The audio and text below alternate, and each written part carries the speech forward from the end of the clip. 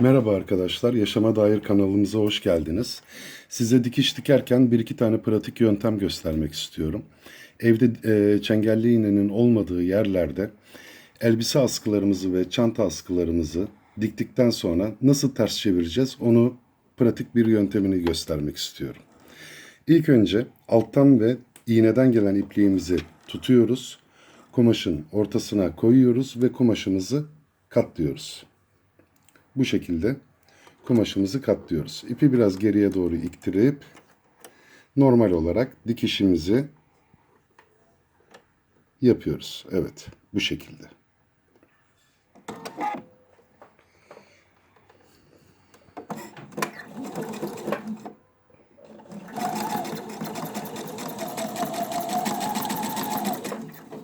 İpimizi tutup düzeltelim.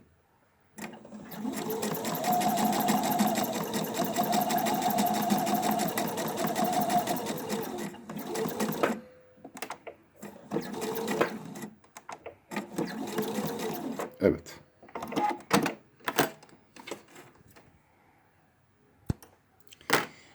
Şimdi kumaşın arkasından biraz düzeltip içe doğru kıvırıp kumaşımızın arkasını gitmesini biraz kolaylaştıralım. Şu şekilde.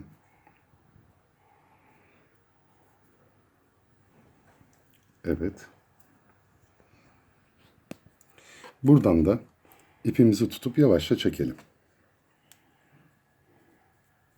Evet, çengelli iğnenin olmadığı yerlerde bu yöntemi çok rahatlıkla kullanabiliriz.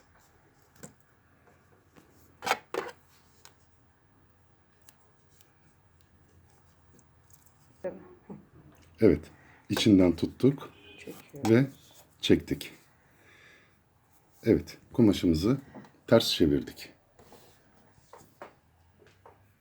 Şimdi ise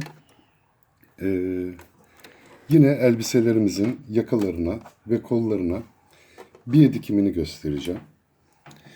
Kumaşımızı aldık ön yüzünü. Biyemizi açtık ve kumaşımızla sıfırladık. Aynen bu şekilde sıfırladık. Evet.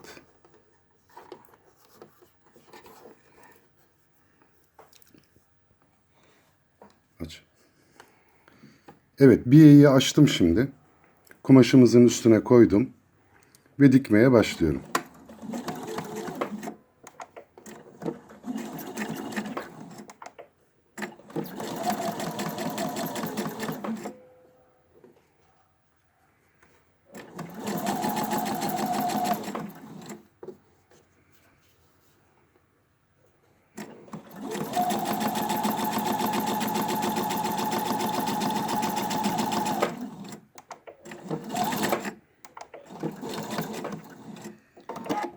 Evet.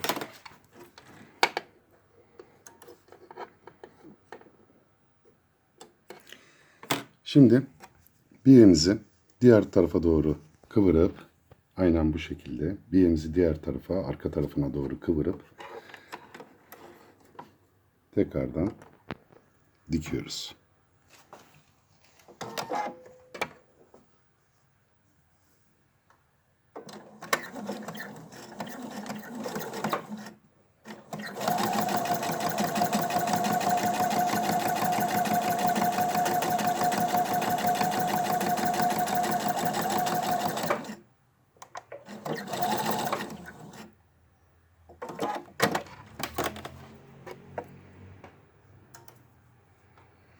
Özellikle siyahın üstünde kırmızıyla diktim görün diye. Bakın gayet düzgün oldu.